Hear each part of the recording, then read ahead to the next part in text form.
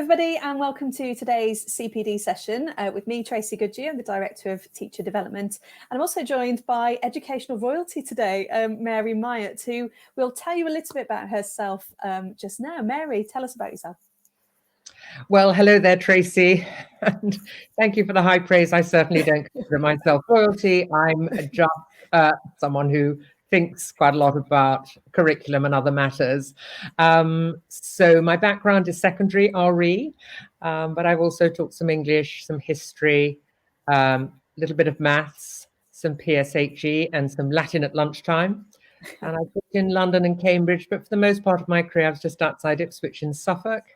And then I joined the local authority, General School Improvement, and also responsibility for religious education. I then, after about 10 years, left, and for the last 10 years or so, I have been working as an independent, working in schools, talking to pupils, teachers, and leaders about learning, leadership, and the curriculum. And big focus in the last few years on the curriculum. And I write and speak about that, and really enjoy doing it. So that's me. Excellent. Thank you very much. And thank you for joining us today, Mary, because I thought it'd be a really good opportunity for us to talk about the curriculum and about how we'll have schools across the trust that have gone through huge changes in their own curriculum. And I think they're probably at a point now where some people perhaps think, well, it's as good as it's going to be at this stage, or we're happy with it for now. What in your view should happen next in schools? So I think it's helpful to think of curriculum development as an ongoing piece of work.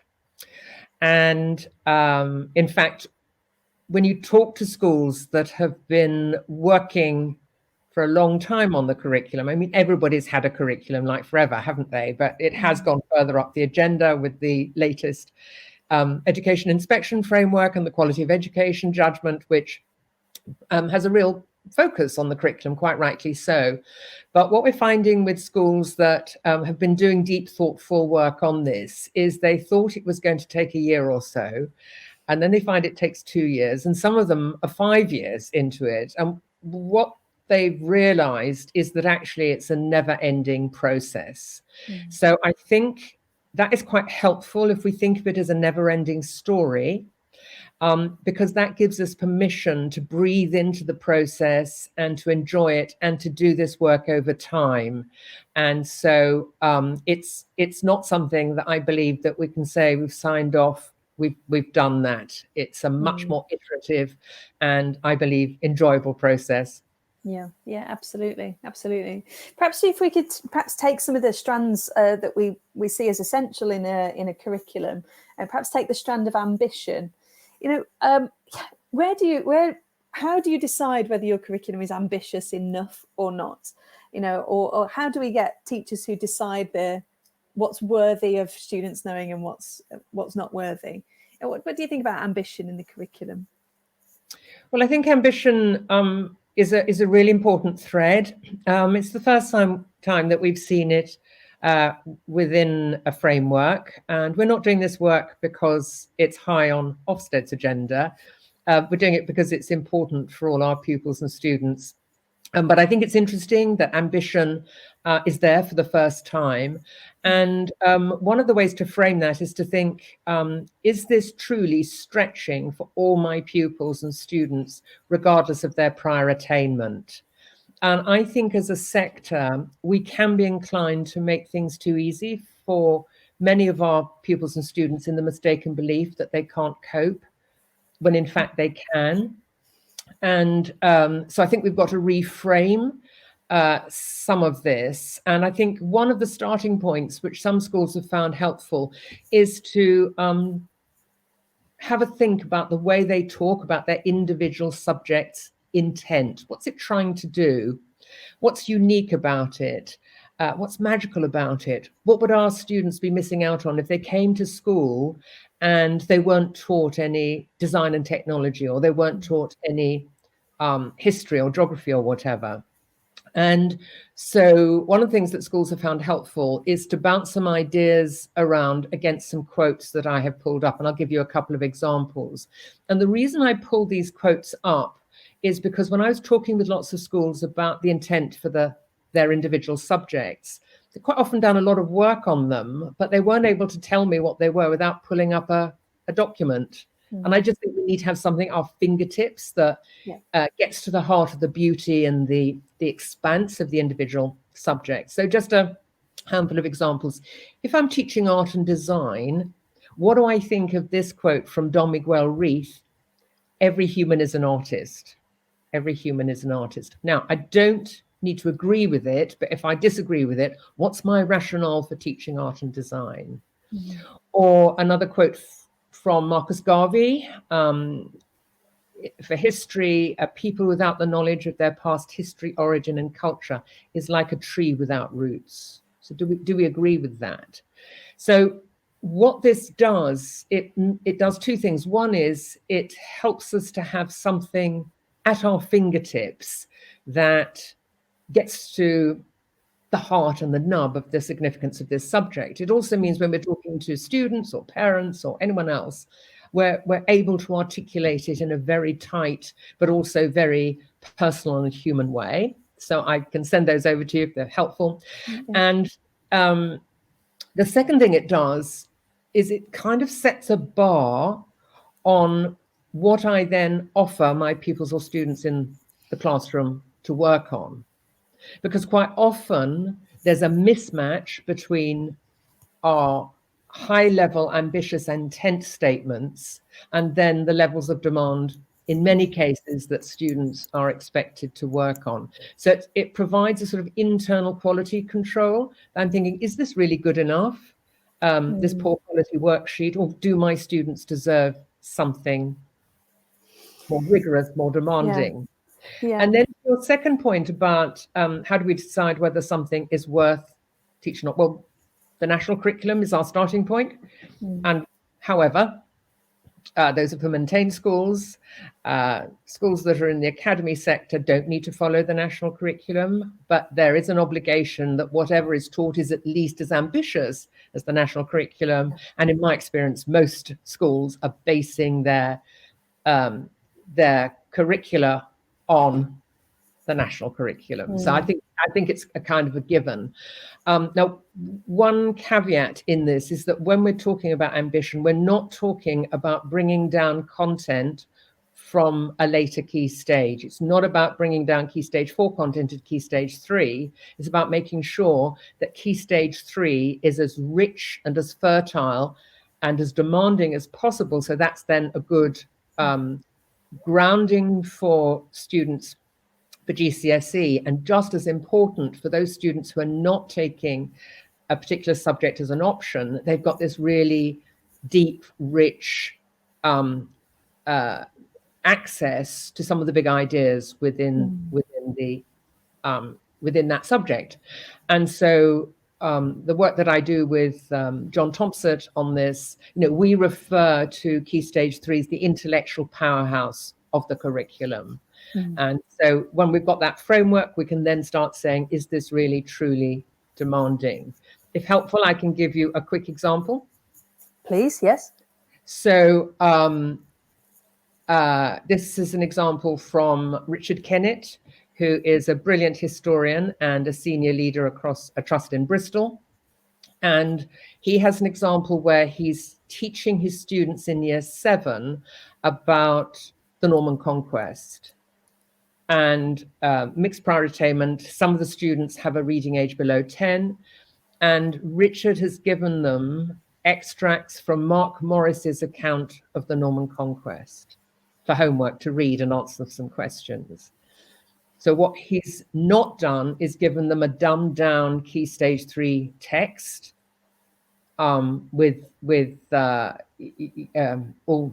he's given them extracts from a world-class historian. And so for me, that is seriously ambitious. But what he's done when he's given them that homework with these extracts on there, he flags up the fact that it's difficult. He says, read these extracts and answer all the questions. That's their homework. But he then goes on and says, this is hard, right? He's flagging up the difficulty. But then he says, so don't worry if you can't answer them all. He's taken it away. That's low threat. And what does he find? He finds that all the students are able to access it. So when we're asking ourselves that question, is this demanding? It's about thinking of the quality of the materials that underpin what we're expecting our students to do. So that's just one example. Yeah, no, I think that's a really great point. And actually this idea of being unapologetic about challenge, you know, I'm not going to do my subject a disservice by, like you say, dumbing it down or sort of compromising on the quality of what's being learned. That's really helpful. I think what was really interesting about what you just discussed was this idea of limitation and how perhaps teachers might feel a little bit limited at times by perhaps resources that have been made years ago, and they feel the pressure perhaps to conform to those or whatever else. What I found was really interesting about what you've just said is that you're almost lifting the lid on your subject, aren't you? And you're saying, don't compromise. This is magical, and it should have awe and wonder and all of those things that have been mentioned. If perhaps we could talk a little bit about concepts and your sort of views about how you might teach concepts, or why that might be a kind of winning combination between ambition and teaching concepts.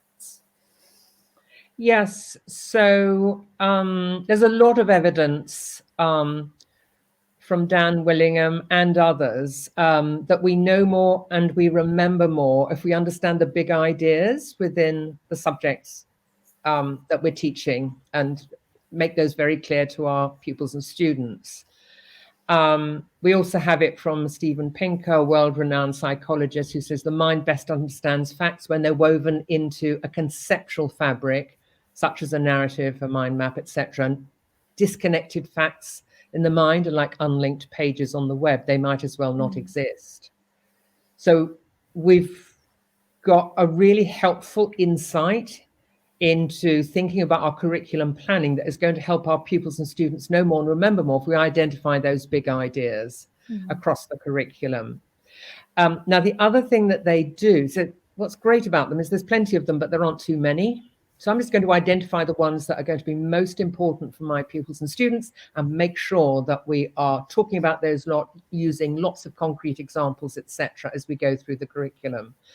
But the second reason why they're helpful is because there's a lot of talk about sequencing the curriculum, and there's also lots of misconceptions around this. People think it's sequencing lessons one by one. It's not. It's about sequencing of the big ideas, those kind of boulders or building blocks that are fundamental to that subject. So in geography, you're going to have migration as a building block you're going to bump into over time. In history, an example would be democracy. And so a quick example on that is that Key Stage 2, pupils will be learning about ancient Greece as part of the program of study for Key Stage 2. I would argue that it's not a proper unit on ancient Greece unless democracy is in there. But then later on, they're also going to bump into democracy in other parts of the history curriculum. So suppose later on they're learning, for instance, about Magna Carta.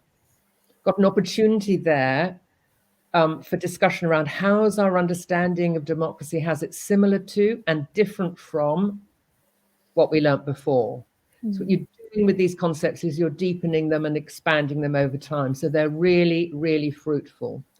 So they're like, as I said, holding baskets for a lot of information. And a quick example from my own field in religious education, if I'm teaching at Key Stage 3, possibly up Key Stage 2, but generally Key Stage 3, about the 613 commandments or mitzvah within Judaism, and I'm teaching those to my students, if they don't understand the concept of the covenant, which is the deal or the agreement or the contract between God and the Jewish people, it's just like random stuff that the Jewish community have somehow got to take account of. So they start to form a really useful bond that goes across the different year groups and key stages. So those are just a couple of examples of what those might look like. Yeah, great. And I suppose senior leaders have got a role to play in that as well, haven't they? And that level of reflection about how the curriculum looks over time, and supporting those sorts of conversations that allow subject leaders or teachers to reflect on how do we create these concepts, or how does it kind of work in tandem with each other across the course of their Key Stage 3 or 4. Yeah, okay. I think that's a really important point. Just to refer back to the quality of education judgment for a moment, and the implementation part, where it talks about teachers having good subject knowledge. Now, my view is everyone needs to develop their subject knowledge, but it's just the state of play. I still need to develop mine. John Thompson feels the same.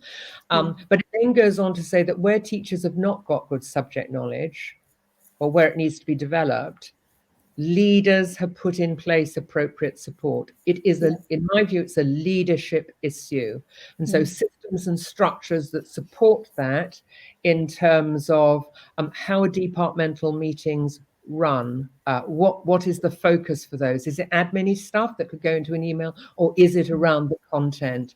It also links through to performance appraisal and things like that. And then the second strand to that, in terms of leaders' role in creating the conditions for teachers to develop their subject knowledge, is to strip away anything that is not adding value to students' learning.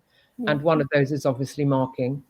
Yeah, and I think that leads us on and segues really nicely into this idea of feedback as well, because I think, like you've just said, we've got to have systems and procedures. And one of the themes that come out of what you've said so far is that sometimes the practicalities or the resources or the stuff can sometimes get in the way of the genuine thought that's there for the development of the curriculum. And like you say, unless leaders strip away some of those things that are taking time, we can't be in a position where the curriculum is what we want it to be, and where the diet is what we want it to be for the students. So that kind of links us back to this idea of feedback and marking. What can you tell us about your thoughts on that, Mary? Right. So, the evidence is from a number of quarters, as well as our common sense, is that feedback as close as possible to the action is the most powerful. So what we want is live feedback within classrooms through a variety of methods. There are plenty that are well known out there. So mini whiteboards, think, pair, share, asking students, after they had the chance to think, at least think, and possibly pair and share. Low stakes quizzes in the backs of books. Students mark themselves, the results are private to them, but we can get a sense from the conversations afterwards whether they have really got it or not, and address any misconceptions. So at the heart of this is feedback as close as possible to it as it's happening. And Dylan Wiliam has summed that up as responsive teaching. That's what we need to be focusing on. Any students' work that is marked outside of the classroom comes at a huge cost to teachers and very little benefit to students. It's not that we never mark, but as Dylan Wiliam has said, if you factored in teachers' time for the amount of marking that gets done, it's £2.5 billion a year of their time for what we know has very little effect on standards or outcomes. And so what lots of schools are doing, having whole class feedback sheets. It's not to say we don't look at students' books, we do, but they don't all need a comment every lesson, because we're garnering that information anyway. If we're doing things like modeling and the other things I've just talked about, we've got a sense of whether they're getting it or not. But whole class feedback sheets based on what is going well, what some misconceptions still are, most of that I would gather during the lesson, or I might skim through students' books.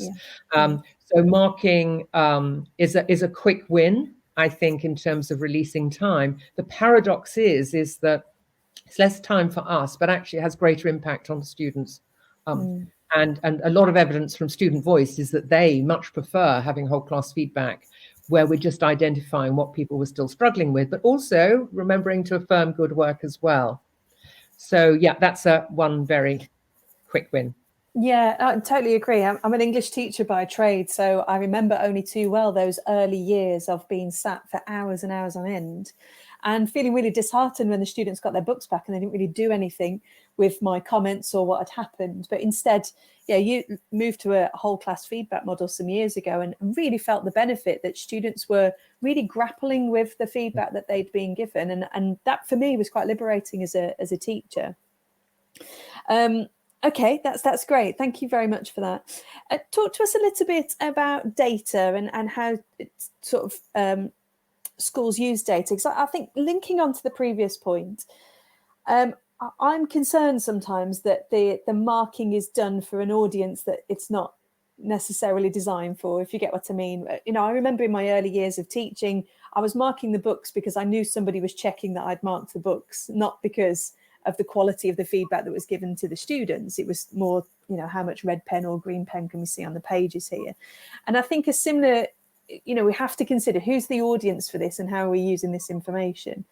Similarly to data, who's the audience for it? How are we using this information? And you know, you see it nationally, don't you? These kind of flight paths and lots of data that's used, but doesn't necessarily have the impact on teaching and learning that we'd want.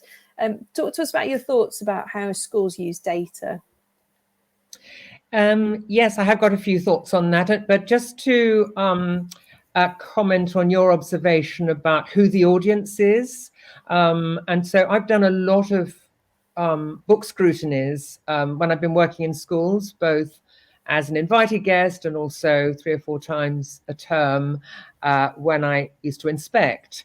And I would always do the book scrutinies with a senior leader because I want to know what they're looking for.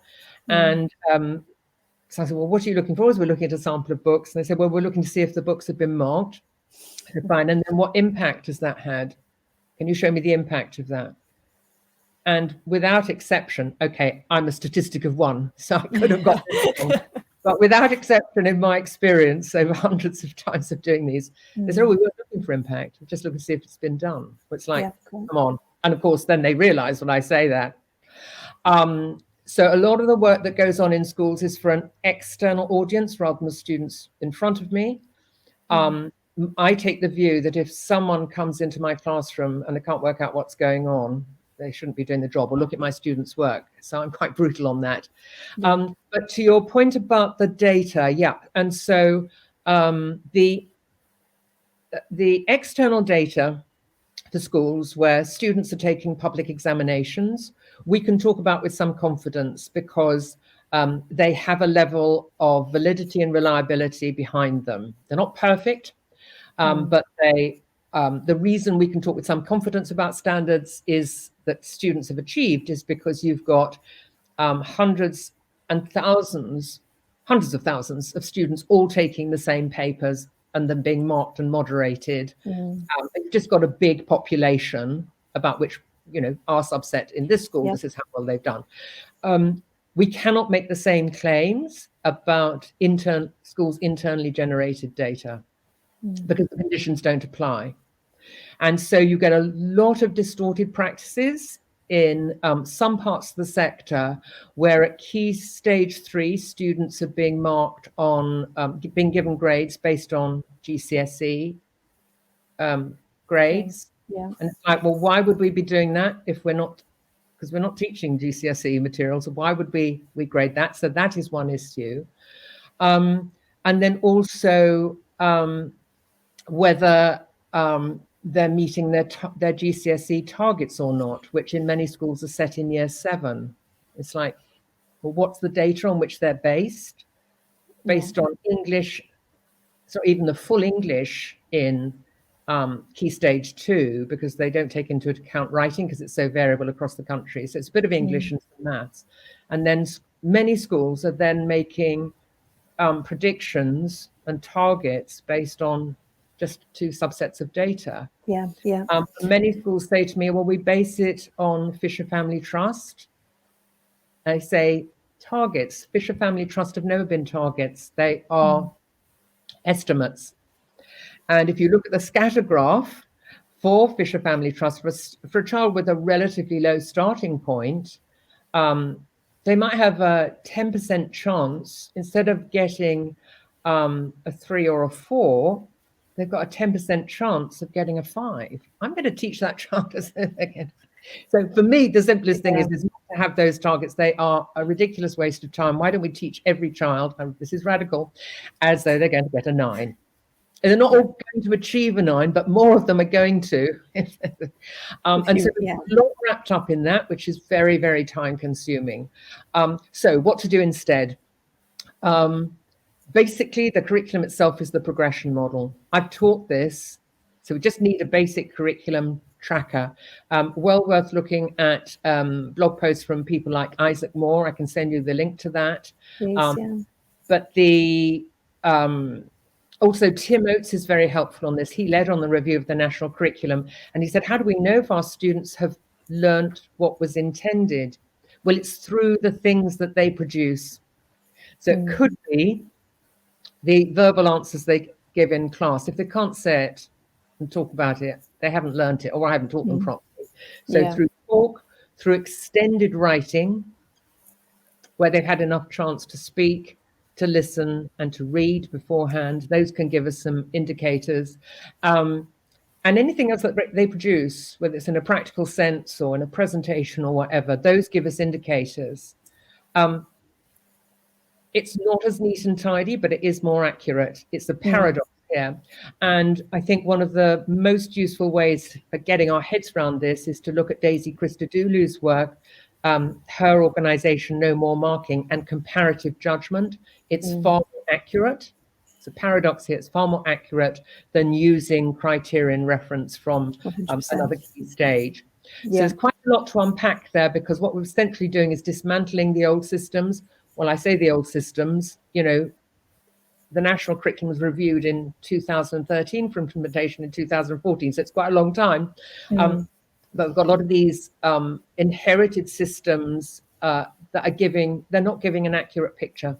No, 100%. It's children's work that gives the accurate picture. And all the wider evidence is that the collection of numbers doesn't add anything to outcomes for students. No. And there's a lot of time being spent number crunching and putting data in and whatever else. But we, like you say, we have to consider what the outcomes, the real outcomes are for learning. Brilliant. Mary, can I just say a huge thank you so much today for your time. Just before we go, could I ask for what would your advice be, you know, now developing curriculum, your final kind of nugget of advice for somebody moving forward from now? I'm thinking classroom teachers and middle leaders. What would your final bit of advice be?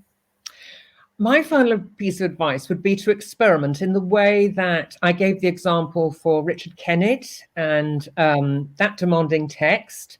A parallel example, which fed into a lot of my work around ambition. We like doing difficult things. We're a challenge-seeking species. All the evidence is there, but pupils do as well.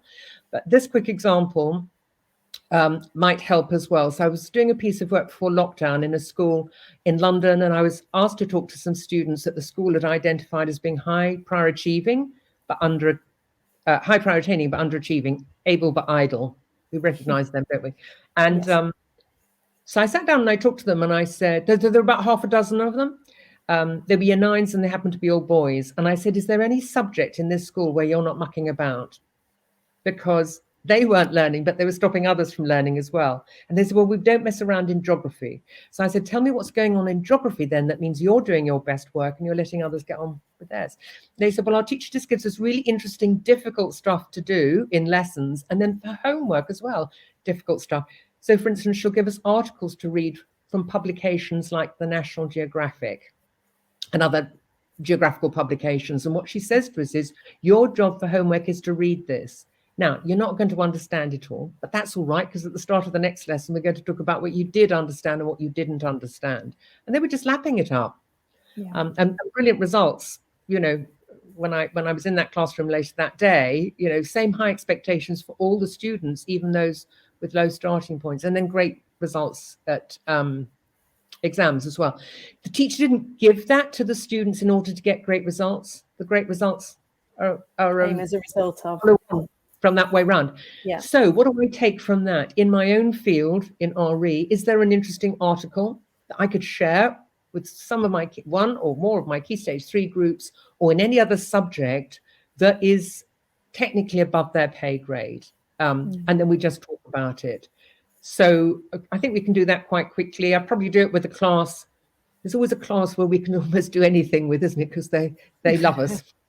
Yes, the guinea pigs. Yeah, I'd always start with the low-hanging fruit, and then expand it out. So that would be my tip. Find something interesting, give it to them for homework, have a chat about it at the start of the next lesson. Absolutely brilliant. Thank you so much, Mary. We look forward to seeing you soon, and hopefully if you're happy to join us again for one of these sessions, we would absolutely love it, if that was okay. Great. Brilliant. Great to have you, and best of luck with it all. Thank you very much. Thank you.